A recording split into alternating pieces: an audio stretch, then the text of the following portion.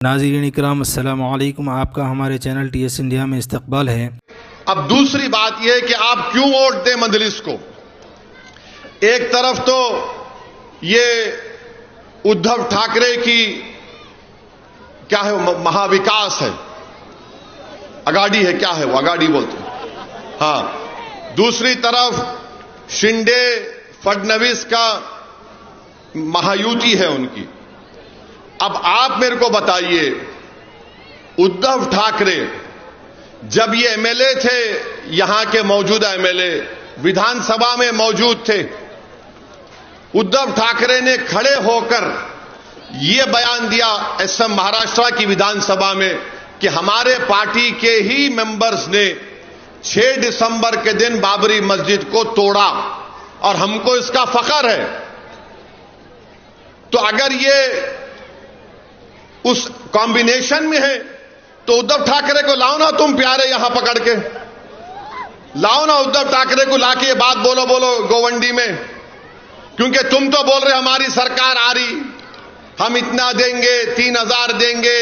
वो शिंदे बोल रहा कि मैं 1500 दिया। जो आपको पैसे दे रहे लो, आप छोड़ना नहीं, लो उसका लेके, क्योंकि ये इनके बाप की दौलत नहीं है, ये आपसे लूटी भी दौलत है, याद रखो मेरी बात को। ये कुदरत का निजाम है, तुम जुल्म करके निकालो, अल्लाह बोलता ठीक, अब तू जाना चुनाव में निकाल, अब ये कुदरत का निजाम है ये।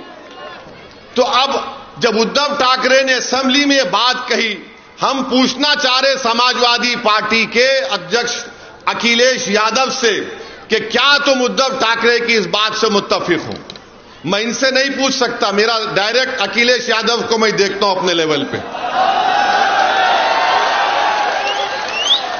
अब बोलो आप, जो विधानसभा में खड़े होकर बोल रहा है कि हमारी पार्टी ने बाबरी मस्जिद को शहीद किया, शिंदे भी वही बात बोल रहे, फडणवीस भी वही बात बोल रहे, वही बात दोनों बोल रहे, तो फर्क क्या है बताओ मेरे को आप। अगर कोई यहां पर 55 साल के कोई शख्स होगा तो वो जानता होगा कि श्री कृष्णा कमीशन की रिपोर्ट में बाल ठाकरे के बारे में क्या लिखा गया था।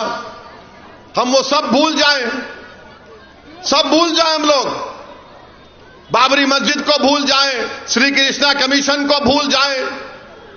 लोग कैसे वहां पर मुंबई की सड़कों पर जो तमाशे हो रहे थे उसको भूल जाएं, क्या क्या भूल जाएं हम लोग।